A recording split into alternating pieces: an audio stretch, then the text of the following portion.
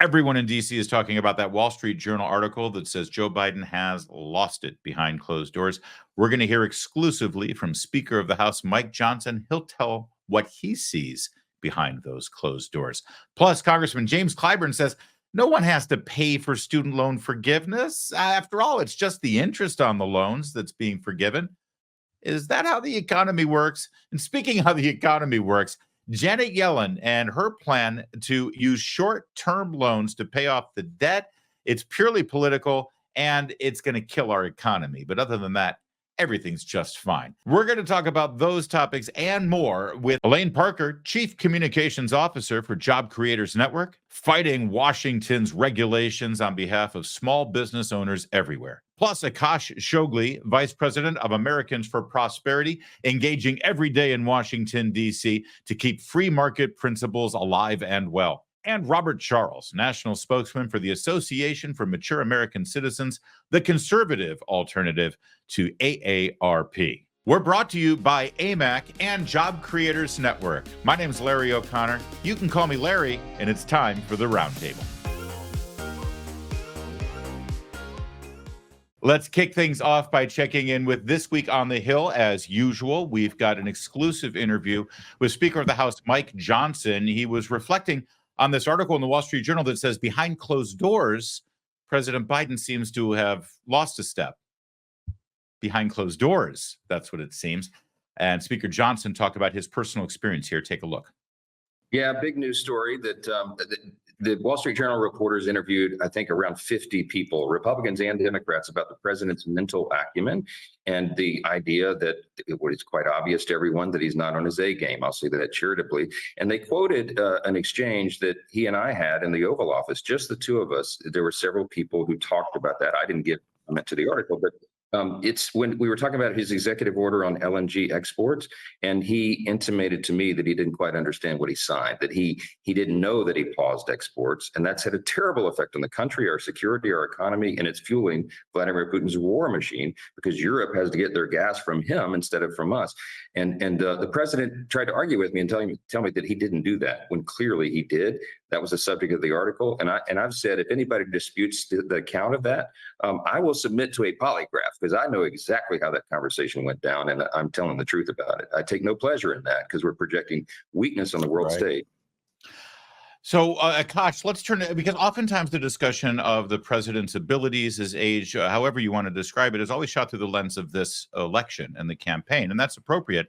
But there's business that needs to be done here, and Speaker of the House Johnson, I think he's a very serious man, and he's being as polite as possible in talking about this anecdote and pointing out that there's important business that needs to get done. Our economy, the world's economy, is relying on us, and we don't have a full functioning White House, it appears.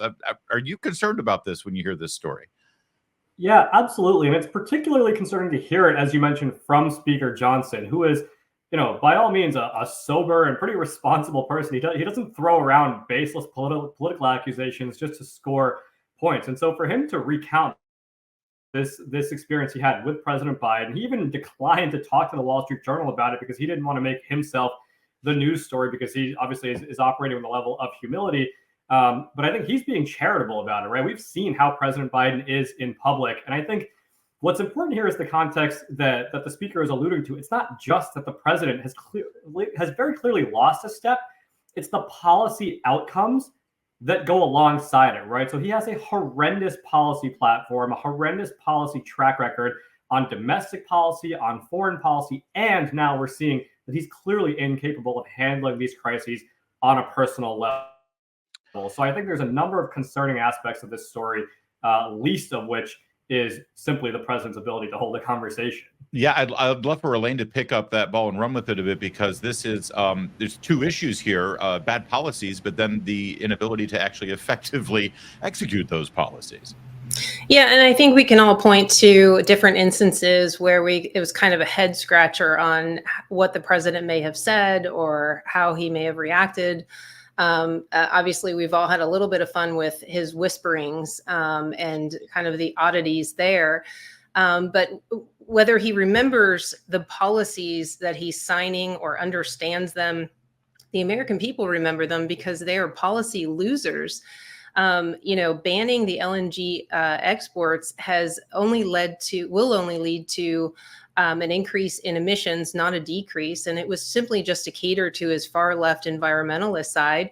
It'll increase emissions. It'll increase the cost of energy. I mean, what everybody should remember is that when he took office, gas was 30-40% less than it is right now.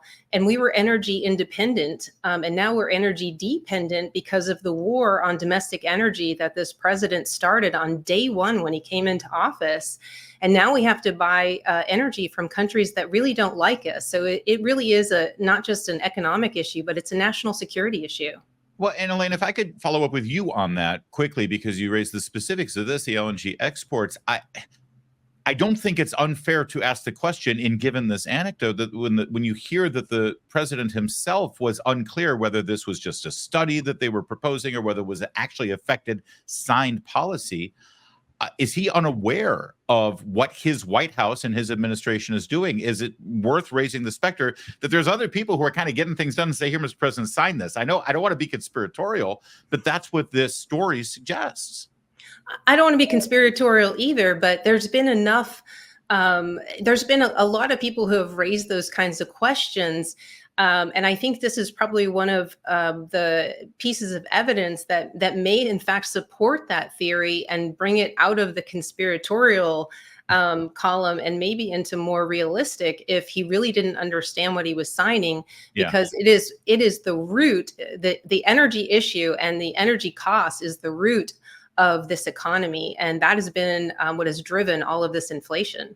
Yeah, let's bring Robert Charles into this, because I think Elaine's really drilling down on something here, because it's not like he is unaware of the policy. He had a working understanding of what this LNG export policy was and the ramifications were.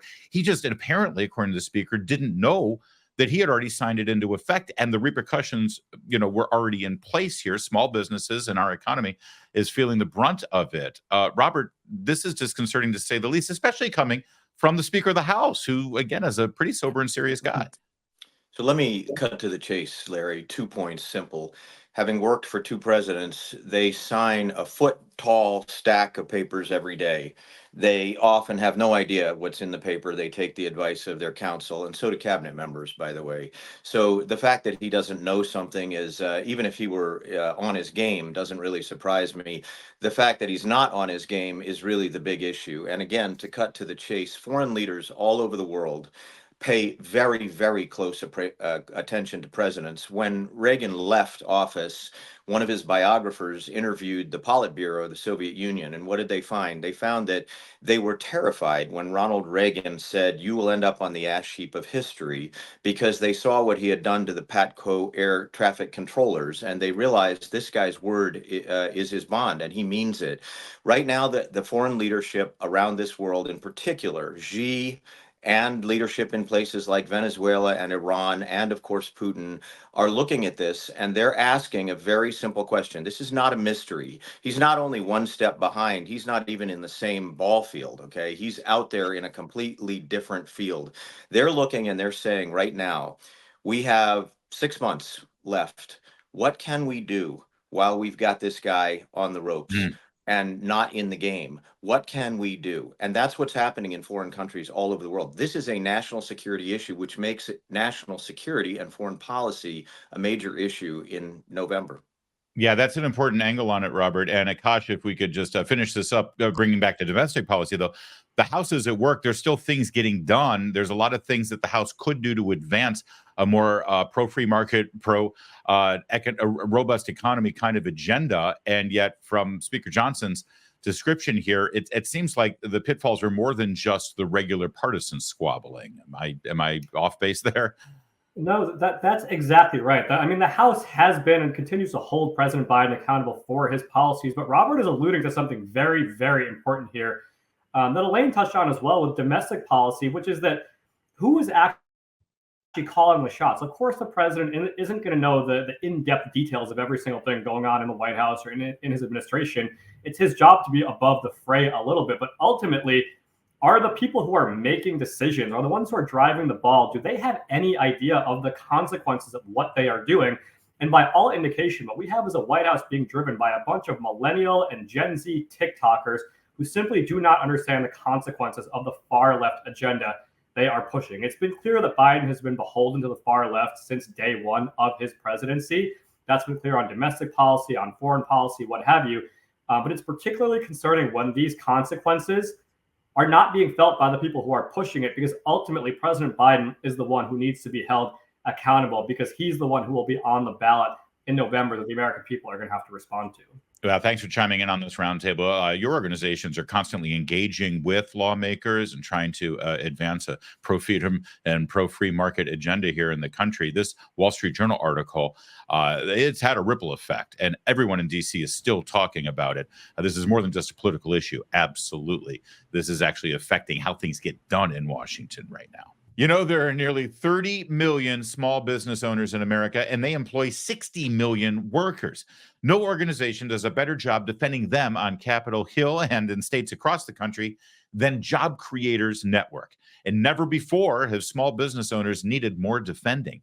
Heavy regulations, high inflation, higher interest rates, and higher taxes, all caused by the policies of the Biden administration. They're not just crushing hardworking American families, they're crushing hardworking small business owners across America too, the lifeblood of our communities and a driving force of our economy. If you own a small business, work for a small business, or care about your local small businesses, you need to join the fight to support and defend them. To become a JCN freedom fighter, go to joinjcn.com. There's no cost to you, and it'll really help Main Street business across the country. Learn how you can support your local small businesses and defend the American dream itself. Go to joinjcn.com right now. This week, the world stopped for a moment to acknowledge the incredible achievement, heroism, and sacrifice made by the greatest generation. Of course, I'm talking about the 80th anniversary of the invasion of Normandy, the D-Day invasion that officially turned the tide of the Nazi fascist occupation of Europe. It was an incredible ceremony. It was beautiful. And so many of these great heroes of World War II who are still alive, they gave interviews, media appearances, reflecting on what happened that day. But there was one moment that really caught our eye here when one hero from Normandy reflected on where America is right now and what he fought for back then 80 years ago. Take a look at this. When you're here with all of these brothers and people who experienced the war as you did, and also the subsequent wars in Korea and Vietnam, what do you think about the state of our country today? How do you feel about the country that you worked so hard to stay free, to keep free? The real truth? Yeah. I feel like a foreigner in my own country lots of times, and I don't like it. It makes my heart real heavy. And I just hope we can pull out of this. There's too much Hollywood going on in Washington all the time. The important subjects they don't cover. So the thing is, I hope that I hope all the guys will rally up and we'll go back and straighten it all out. I think that may be my favorite part there, Roundtable, when this guy is ready to go storm the beach again, but this time the beach of the Potomac, if necessary. Robert, I want to start with you, of course, as a spokesperson nationally for the Association of Mature American Citizens. No doubt this is reflective of your membership. And when they look at where we are in this country today compared to, well, back when they were in their heyday, enjoying the best of this country. Yeah, well, thank you. Honestly, Larry, 31% of our members are veterans, and more than 75% have a veteran in the family. So you're absolutely right. I would tell you that that particular interview moves me because we are the last generation. Those of us listening, those of us who see this, who are sitting here today, we're the last generation to know the greatest generation, rightly described, in person, to have had influence on our lives. And now it's on us. We're going to have to hand that baton on with secondhand. The knowledge to others is going to be secondhand. And I cannot drive home. You've been on those beaches. I've been on those beaches, just soberly thinking about what happened. It's almost inconceivable that there were 10,400 casualties in a matter of hours, that there were 4,400 American boys who died immediately, that there were 60,000 dead by the time they got to Paris in August.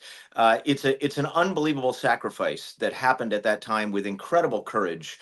And I think what we have to remember is to be equal to our time. And what does that mean? As that World War II vet so beautifully said, it means we have to, and as you said, in a way, we have to storm the beaches of where we are right now. We have to recognize that all those men and women who lie in graves around the world because they had the courage to defend those rights are counting on us. Yeah, and Elaine, Job Creators Network, you're looking out for the small business owners and making sure that the conditions are correct. I mean, every single one of those vets, when they came home, that's sort of what they wanted. That was the American dream that they fought for over there. Of course, they were fighting for those ideas for Europeans, people that they've never met before. But it really does speak volumes when he reflects now on the last 8 decades of where this country has ended up in terms of policies and small businesses being able to actually start and thrive and hit that American dream.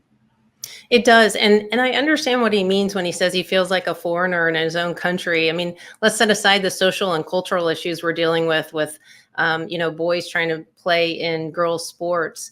But 40% of Americans, according to Gallup, under the age of 30, view socialism favorably. And that's scary because the American dream is based on our free enterprise system, and that we are all entitled to equal opportunity, but not equal results. And we have higher education that indoctrinates our children. We watched protests going on of students across the country supporting Hamas over our greatest ally in the Middle East, in Israel.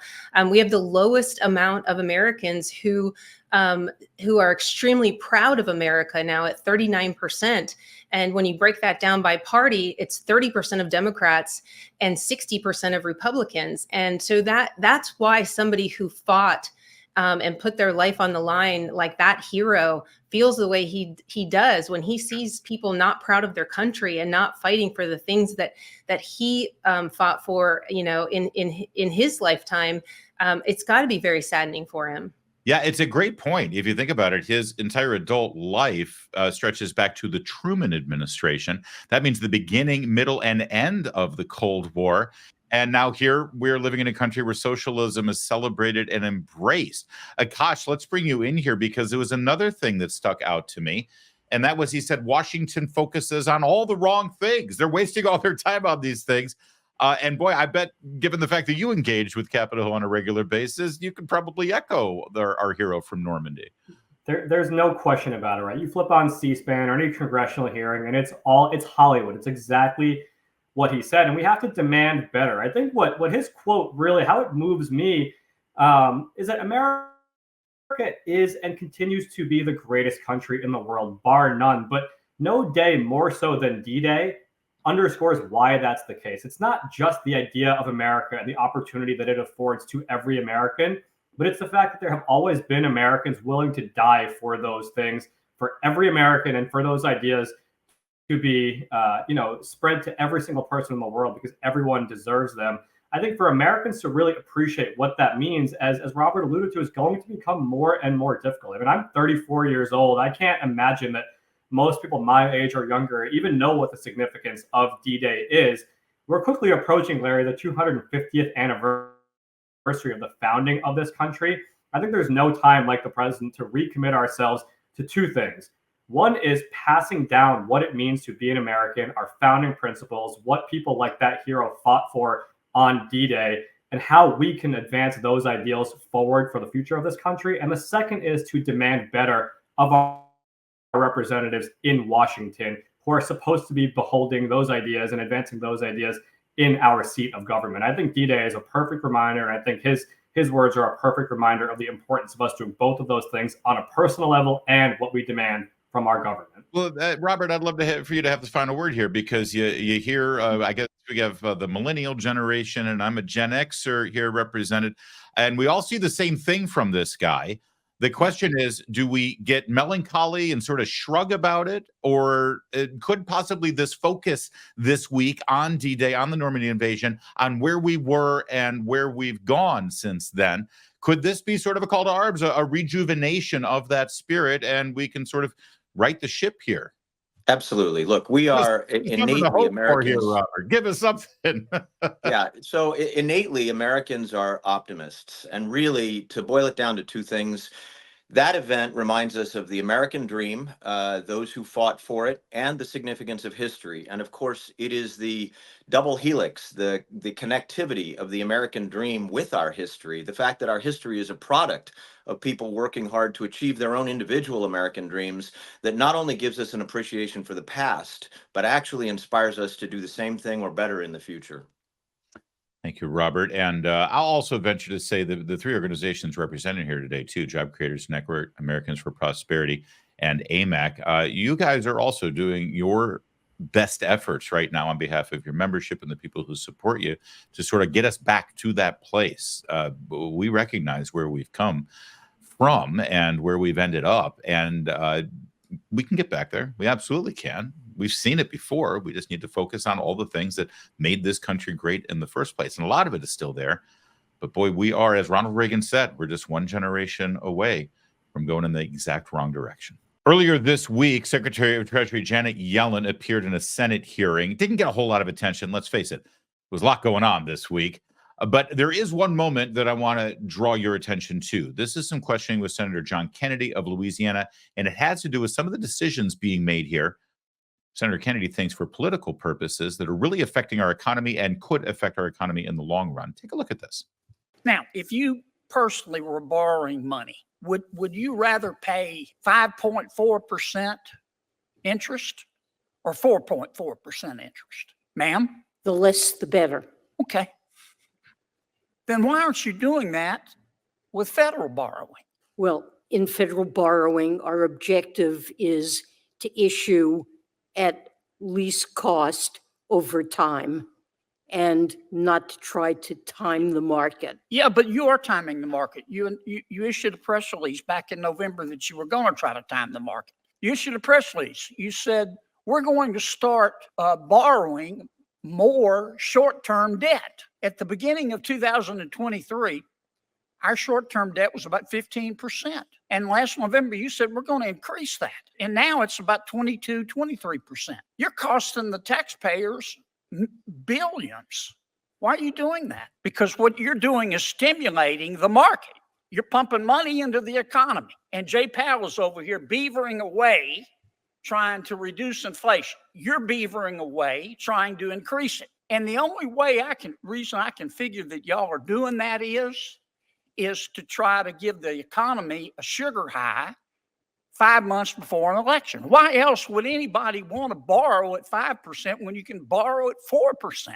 Boy, oh boy, at a time when we're spending all our attention on Trump's trial in New York and the Hunter Biden trial and polls for the election, I wish everyone saw this exchange. Akash, I know this is speaking right to Americans for Prosperity, all of this spending of money that we don't have, that our children or grandchildren are going to have to pay back, and how they're sort of doing it short-term versus long-term rates. Meanwhile, interest rates are still sky high and no sign that they're going to budge, and inflation continues to tick up. Make sense of it all for me, Akash.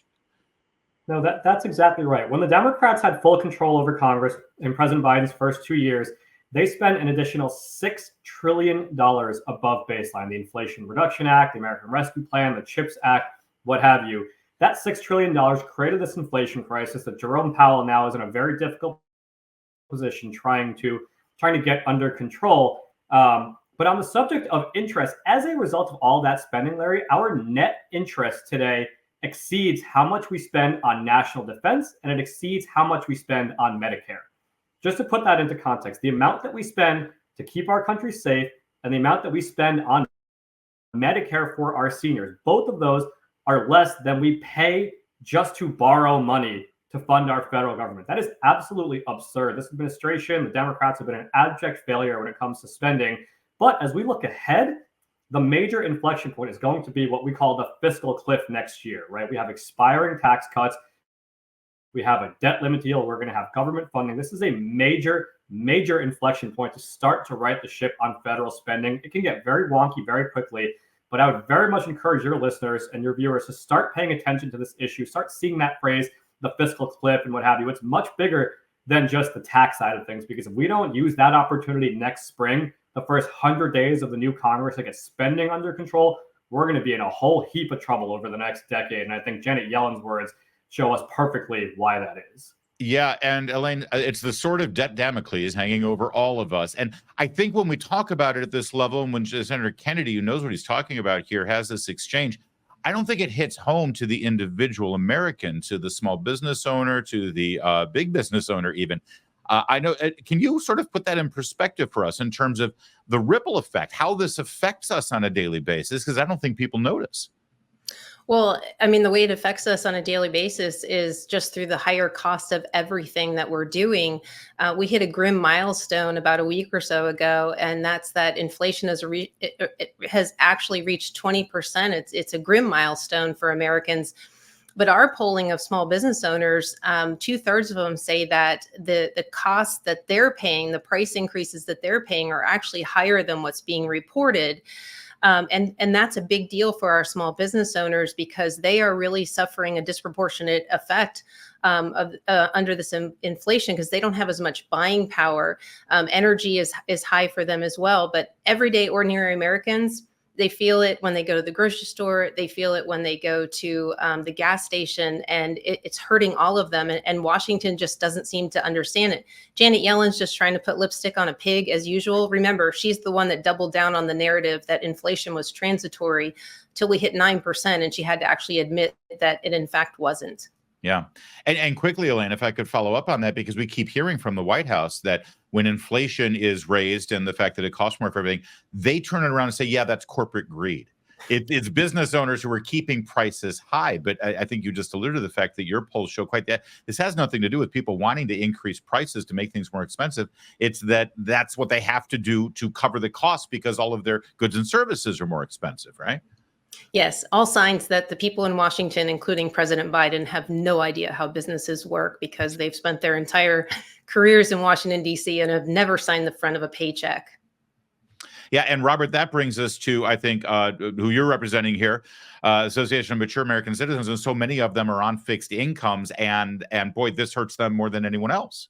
It does. So both Elaine and Akash are exactly right. And older Americans who, as Elaine pointed out, who had saved and saved and saved, and not only are they on fixed incomes, but anything they have in savings, they put 100 pennies into the bank for every dollar. Those pennies are now worth 80 pennies. And so it is a devastating thing to see both the cuts in our energy production, which is one of the drivers of inflation, and as Akash said, the $6 trillion over regular order in the first year, but actually it's closer to 8 or more now. And so what did that do? What Janet Yellen is trying to do is cover up what the horrendous decisions that they've made. What they did is they overspent, which drove inflation, as everybody said, to 9% in August of 2022, which then caused the Fed, I think wrongly, to believe they had a high growth economy. So they were going to raise interest rates, which are now at a 22-year high. And what people don't realize is that interest rate also applies to the national debt. And so that same interest rate that we're all struggling under, the same way that Vietnam saw pine boxes coming home, we're seeing the economy come home to every single family in the country. I'm here in Maine. You walk around to homes, people can barely afford anything right now. And so both at the state level and at the federal level, what you've had is irresponsible management of the piece of the economy that belongs to the government. They have over-mandated, overspent, you've got high interest, and Yellen is basically what Kennedy's pointing out, is trying to cover that up with massive, massive borrowing, and at the same time covering off the expenses of borrowing in ways that are going to only drive interest higher. And by the way, the same thing Biden's doing. He's trying to forgive educational loans and buy votes that way. Bottom line is they have really screwed it up, and the average American feels it at home. Akash, this also, it should be pointed out, is sadly a bipartisan problem. When Republicans are in the White House and running this Department of Treasury, the story is much the same, not quite to the same extent, I don't think, but it's not dissimilar. I'd love for you to comment on that aspect of it and how we can finally, make this a bipartisan fix instead of a bipartisan problem. And also the part where Senator Kennedy pointed out that this is wrapped in politics, that the way that they're financing the debt on short term and pumping cash back in the economy, it's really just to sort of give the illusion that the economy is doing better than it is just to get to November. That's absolutely right. They are very creative with the manner of their different vote buying schemes in the Biden White House. But what they failed to realize is that it is exactly that kind of vote buying that has driven this inflation crisis to begin with, right? Whether it's student loan bailouts or giveaways to the electric vehicle industry, or it's quote unquote industrial policy, as they call it, vote buying is driving inflation, and it's making Americans miserable. Now, you allude to the fact that this has been a bipartisan problem.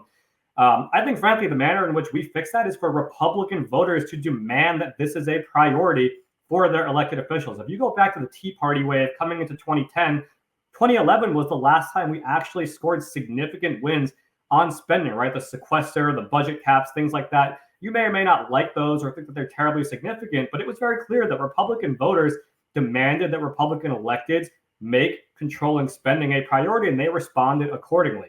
Now, as we've talked about, there are a number of other issues. The border is a mess. Our culture is going crazy. And, you know, Republicans are trying to fight back at a lot of different things. But I think if we don't come into 2025, regardless of whether Republicans have full control or one chamber or just the White House or what have you, if Republicans in Washington do not treat spending as a priority, getting it under control and really fighting back, and it's not going to be easy because the media is going to demagogue them, but they have got to stand up and fight, because if they do not do so, not only are Americans going to continue to feel economic pain that they have felt under this inflation crisis, but Republicans are going to continue to be punished at the ballot box, because at that point, what's the difference between the Republicans and the Democrats when it comes to the economy? And so I think there's a very clear message here for Republican candidates and elected officials who are going to be on the ballot this November, which is to prioritize spending and have real concrete plans to fight back on Bidenomics come January. Yeah, thank you. I hope they do that. There is a weird phenomenon, though. It seems like Republicans, when they're challenging an incumbent, they do get elected on the promise to get to this town and cut spending and bring us back to fiscal sanity. But then something happens when they get into Washington and they're convinced that nobody ever wins re-election by going back to their district and pointing out all the things they didn't spend taxpayer money on. It's only when they bring goodies back to their district that they get reelected. But I think the bottom line here is nobody's electing them in the first place just so they can keep getting elected. We're electing them so they can get the job done and then maybe not worry about getting reelected. But I guess I'm a little naive. I don't belong in this town. Hey, remember 4 years ago during all of the riots and the ideas of reinventing the police and defunding the police and reimagining law enforcement, we had these people who were saying, hey, when there's a violent, dangerous situation, instead of sending police officers and experts in law enforcement, we should send social workers to the scene. Remember that? Yeah, that was crazy. Well, in Cambridge, Massachusetts, they actually meant it.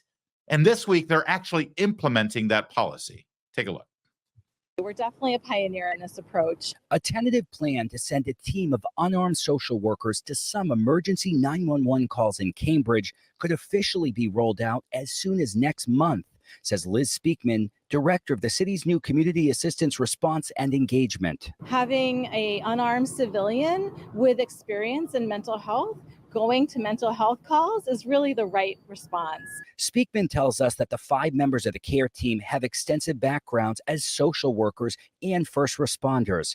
Unlike some other alternative response programs recently deployed in other cities across the country, the CARE team will not be accompanied by police when they are sent to nonviolent mental health-related calls. If anything goes wrong, if there's any safety concerns, they can radio for assistance immediately and get backup right away. It's an opportunity for us to help fix a system that's been broken for a really long time. CARE team member Marie Matthew is eager to start responding to emergencies that are presently handled by police with guns. I think this program is an opportunity for us to take care of the people that we are trained to take care of. Robert, listen, I'm not against the idea of sending mental health professionals to a situation that where they could diffuse potentially violent developments, I suppose.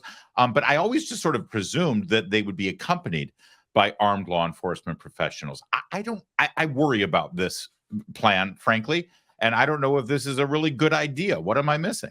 No, you're missing nothing, Larry. It's a terrible idea. The bottom line is you're putting healthcare workers or mental health workers into extraordinary danger. It's naive to the point of danger. And I think you'll find that several of them will get shot or killed, and that'll be a terrible thing. And they'll reverse and they'll say, well, we shouldn't have done this and we shouldn't have done that. And when the FBI goes to a hostage rescue environment where they're dealing with a mental health issue, they deploy the HRT, but they never deploy the HRT without the tactical team right there with them. And there is often a handoff between the two of them back and forth. Now, this is like sending a dog catcher to a fire instead of a firefighter. This is a terrible idea. Yeah, and I still feel like I'm missing something in this, Elaine, because as you just heard at the end there, if in fact the situation gets dangerous or violent, then they'll call the police and the police will get there. Well, isn't that why the police were called in the first place? Yeah, and I couldn't agree more with Robert. You can't predict whether or not it would escalate into a violent situation. And what I firmly believe is that you can't curb criminal behavior or people breaking crimes without consequences. You're not going to do that through counseling. And we're seeing crime hit Main Street in a big way. Our polling shows that small business owners, 30% of them said that criminal behavior and theft in their establishments is actually starting to cut into their earnings. When you think about that, that's a third of small business owners in the country are saying, hey, crime is impacting my earnings because I have to hire more security to protect my customers and my employees. And I have to replace all of the stolen goods that are coming out of my establishments. I mean, that's impactful. And we've got a slew of liberal DAs who are just not enforcing criminal behavior, and they're allowing criminals back out on the street with no consequences. And these criminals know it. Yeah, that's a great point. And I'm glad that your polls bear that out, because I don't know, when I see these videos, these viral videos of people going in and just filling trash bags full of goods off the shelves and walking out the door with no repercussions, my first thought, Akash, is not, gee, we have a mental health problem here. You know, we should probably send some trained therapists to go help them. No, this is a crime problem, and we don't seem to be taking it seriously. The people who are not taking it seriously, frankly, are far left progressives who run cities like this. I mean, there's no more luxury belief than to try to inflict things like this on other people and then go back to your gated community in the suburb. Ultimately, the people who are hurt most by policies like this are poor people, minorities, people who are already living in difficult circumstances, not only because they end up being subject to more crime and more danger, but as Elaine is alluding to, businesses start to close, right? We see this happen in San Francisco, where you have CVS's and Walgreens and grocery stores closing up because they don't want to be in these kinds of neighborhoods. That ends up hurting the same people who need help the most, who are the ones that these liberals claim that they care about. But ultimately, Larry, we have this beautiful system of federalism, of states' rights, of local governance. And they are, of course, the petri dish, right? They can experiment all they want. We've seen this already be an abject failure in San Francisco, in Portland, and in other cities. Let Cambridge, Massachusetts have at it. And of course, as Robert said, it's going to be an abject failure. This will not last very long. And it'll be another lesson learned for the American people about what common sense good government looks like. And it's not the far left nonsense they push in cities like this. Yeah, I think you're right. And it is interesting when you mentioned those little petri dishes, San Francisco and Cambridge, Massachusetts, now in Portland. Those cities all have something in common, don't they, in terms of the elected officials and the leadership there. But Akash, one other aspect of this that I'd love you to comment on, and that is, our elected officials, regardless of their political affiliation and what their personal beliefs are, their paramount responsibility beyond just safety, which this affects, is also good stewardship of the tax dollars that are coming into their accounts. This doesn't seem like just a wise use of money. It's going to cost more, and I don't see how it fixes the problem that these cities like San Francisco or Portland are experiencing. That is a pretty common sense view of government that is shared not just by conservatives, but I would say by most Americans. The group of people whom it is not shared with are progressives in government. And there's one major reason that actually hasn't been discussed yet, and that is the influence of public sector unions on local government. Right? Public sector unions can engage in the political process. They help elect these people, and then they're the ones that they're negotiating against.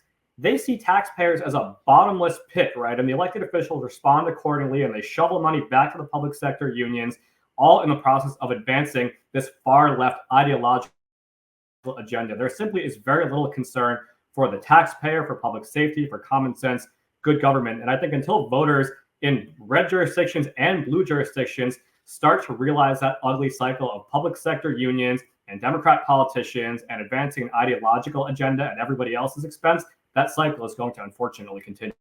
Robert, sadly, your membership at AMAC, they are disproportionately affected by these crime problems, and it also keeps them from being able to integrate properly in society because they're scared. You know, they're scared to go to the local drugstore if something happens. And there have been times when what is often thought of as a local political issue, something like law and order and crime and law enforcement, it becomes a national issue. It becomes sort of a lightning rod for even a presidential election. Are you sensing, based on where we are right now, that that could be the case in 2024? Well, no question. I mean, seniors do feel vulnerable. They've spent their entire lives investing in this system, building the system, creating the infrastructure for public safety. And I think what we really are witnessing here, and we think about it in big policy terms, but the nutshell version is that these liberals do not understand human nature. And this is a basic misunderstanding. And this is why these radical ideologies don't work. They are not in sync with how people really are and how they really think. This is essentially an appeasement at the national or international level brought down to the local level, and it always fails. Yeah, and I think it's no mistake, not just that Cambridge is generally progressive, left-wing, Marxist in their politics, but it's also the home of some of our more elite homes of higher education. This sounds like a policy that was born in some classroom where a professor is explaining how things ought to be. And well, I fear that they're going to learn a lesson. I'm afraid it's going to be a deadly lesson. A weird thing is happening on the campaign trail. Joe Biden, who always warns everyone that if his opponent wins the election, that's the end of our Constitution, and that Donald Trump doesn't respect the Constitution, and we're just going to shred the Constitution if he gets into the White House. And yet he brags on that very same campaign trail about this whole student loan forgiveness plan. And he brags about the fact that the Supreme Court actually ruled that it was unconstitutional, but he found a way around it anyway. That's kind of a mixed message, isn't it? But even stranger is the message you heard from Congressman James Clyburn this week with Neil Cavuto about that very student loan relief plan. Listen to this. What has happened in the last 4 years on student debt, for instance? Joe Biden has eliminated, just in public service student loan debt alone, over $60 billion for people saddled with student loan debt. And who's paying for that, Congressman? It's all well and good, but who's paying for it? What do you mean who's paying for it? Who's paying for that? Who's paying for that debt relief? Who's doing it? Nobody is paying for that relief. This is interest. This is not the principal. The principal was paid back a long, long, long time ago.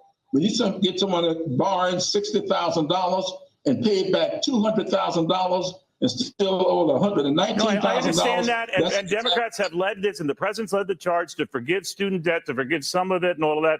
But ultimately, it's piled on to our national debt, which is ballooned under this president. Just by the way, as it ballooned under the former president, I got you there. But that's not solving the problem, taking money and helping one group and then saddling everyone else with the bill because we're all paid for the debt. The fact of the matter is that has piled up under this administration. Debt has piled up under this administration. Prices are soaring under this administration. So I understand the temptation to say the other guys have no plan, but your guy's been in there almost 4 years, and this is what it's wrought. Okay, but that one talking point, Akash, I'd love for you to sort of comment on. It's like, no one's paying for this. No one has to pay for it. We're just forgiving the interest. The principal's already paid. Is that how it works? Because I'd love for Congressman Clyburn to take a look at my mortgage statement and the 30-year amortization that I'm dealing with right now, because I should be done now, right? It is just so patently absurd. I don't even know where to begin, Larry. And it's way more than what Congressman Clyburn said. The total cost of President Biden's various student loan forgiveness schemes is now pushing $1.4 trillion with a T, $1.4 trillion. We've talked about how it's unfair, how it's unconstitutional. It is extremely, extremely expensive. And the last thing I want to hit on really quick, the idea that the Republicans have no answer here is also patently false. There's a very clear, very simple Republican bill from Virginia Fox from North Carolina. She's the chair of the House Education and Workforce Committee, called the College Cost Reduction Act. This would not only address student loans, it would address the cost of college, it would address competitiveness in our higher education system. The College Cost Reduction Act is a very simple conservative bill that would address this. Ultimately, Congressman Clyburn is struggling because this is just Bidenomics for higher education, right? It's unconstitutional, it's expensive, and it's making things worse rather than better. There's no answer for Bidenomics, regardless of what part of the economy you're talking about. Higher education is no different, but to say that Republicans have no answer is simply false and demonstrates a complete misunderstanding of the policy, the economics, and the politics of this issue. But that is a great point, and I want to get more about from you on that Virginia Fox bill in just a second. But I want to pivot to Elaine real fast because it is unconstitutional, but it's also very unfair. The people who are really angry about this are independent contractors, mechanics, HVAC, plumbers, people who, instead of going to college and incurring that debt, they learned a trade and started their own business so that they could serve the community and not, be saddled with all of this debt. And yet, they look at this, it's got to be just the epitome of unfairness for them. It is unfair. I mean, I always agree with the fairness argument, but when you actually look at what this vote buying scheme is, it is a vote buying scheme. I mean, that's all it is. And, it was announced in August of 2022. My organization is one of 2 lawsuits that went to the Supreme Court challenging this. The Supreme Court came back and struck it down in a 6-3 decision. And yes, the president has continued to brag on a continuous basis how he has figured out how to work around it instead of respecting the decision. And every time he forgives another tranche of loans, he tells these higher institutions, hey, it's okay. Here's the blank check. Keep raising tuition on these students far past the rate of inflation. Keep building your Taj Mahals on campus. Keep paying these army of administrators huge salaries who really contribute nothing to the classroom because we've got your back and we're going to keep paying off these the sums. And the kids who are starting today in college, they are going to have an expectation of having their loans paid off too. So it sets a terrible precedence of not only ignoring a Supreme Court decision, but telling future students that they'll have their loans paid off too. Yeah, and I had forgotten that JCN was party to that Supreme Court decision. I mean, that's got to make it that much more frustrating. What's the point of arguing this and fighting this, winning in the Supreme Court, and now he just does his end around and celebrates himself for it. And Robert, this unfairness aspect, it also sends a message to the American people, doesn't it? If you, like I said, didn't go to college, didn't incur debt, and started your own business, and you're actually contributing right away to the economy, you get nothing, right? If you paid off your student loan debt, you made sacrifices, you didn't go on that expensive vacation, you didn't buy a new car every year, you paid off your debt like a responsible citizen, what do you get out of this? Or if you saved for your children so they didn't have to incur any debt. Either way, all the people who did the right thing up until this point, they get nothing. The people who incurred all this debt and now don't want to pay for it, they get the benefit. Robert, this sounds like I'm through the looking glass. Yeah, so between yourself, Akash, and Elaine, you've really covered the bases. The bottom line here is that Clyburn tells us everything we need to know about why we're in this trouble. Fiscal bills originate in the House, and he can't even tell you how the fiscal policy of the country works. He's got it completely bollocksed up. Bidenomics is debtonomics. It never works, and it's not going to work here. I would tell you, too, that what Elaine says is extremely valuable. What you have is a president who is undermining rule of law every single day by violating the principle that the Supreme Court doesn't have an army. It issues opinions, and we respect, by separation of powers and respect for rule of law and the constitutional construct, we respect those decisions. By not respecting them, he's not only buying votes, he's not only helping to bankrupt the country, but he's disrespecting rule of law in its own right. And I'll just end with this. I borrowed $200,000 to get through school. I was taught a lesson by doing that. I invested in myself. I was honestly grateful beyond belief that people trusted me to live up to my obligations. What we're teaching young Americans is to basically walk away from your obligations. Imagine other people will take care of you and ingest deeply of entitlement. That's not America. That's not the American dream. That's not how you teach responsibility. That's a dead-end street. And yet, Akash, for the political aspects of this, when they're running for office this November, they're going to use Clyburn's talking point here. Oh, no one's paying for this. No one has to pay for this. We're just, forgiving the interest. It's not coming out of anybody's pocket. Is that? That's exactly right. Every Democrat on the ballot should be made to own those remarks, own this student debt relief that's unconstitutional, right? I mean, John Tester is as much to blame for this as Sherrod Brown is, as all these other Democrats, right?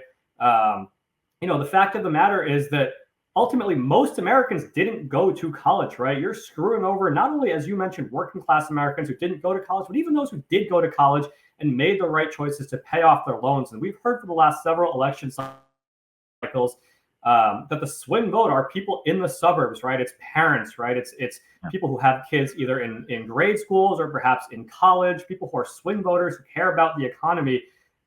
This is a losing issue for them. Republicans have got to take this one to heart, right? Make the Democrats own this. And frankly, what polls show just the other day, Echelon Insights had a great poll that shows Americans do care about helping the least among us, but they feel very strongly, it was 3-1. They feel very strongly that the way to help Americans climb the socioeconomic ladder is by getting government out of the way, creating more opportunity to climb the socioeconomic ladder, rather than through more government handouts and more government programs. The Democrats' Bidenomics agenda is the exact opposite of it. It's a perversion of what Americans believe about their own country and the abilities of their fellow Americans to make their own lives better. Republicans have got to get back to free markets, limited government, and make the Democrats own that these handouts are a failure in every way imaginable. Yeah, they got to own it. And you're right that the Republicans have their own version here, actually, that goes to the root cause of the problem, which is the skyrocketing costs of further education, of higher education. It's funny, every time the Democrats propose something new with student loans, whether it was the consolidation and federal takeover of the student loan industry, or now all of these student loan forgiveness plans, the cost of tuition keeps going up every single time. College keeps getting exponentially more expensive. It's almost like the two work hand in hand. It's almost like, what do I know? I don't have a college education.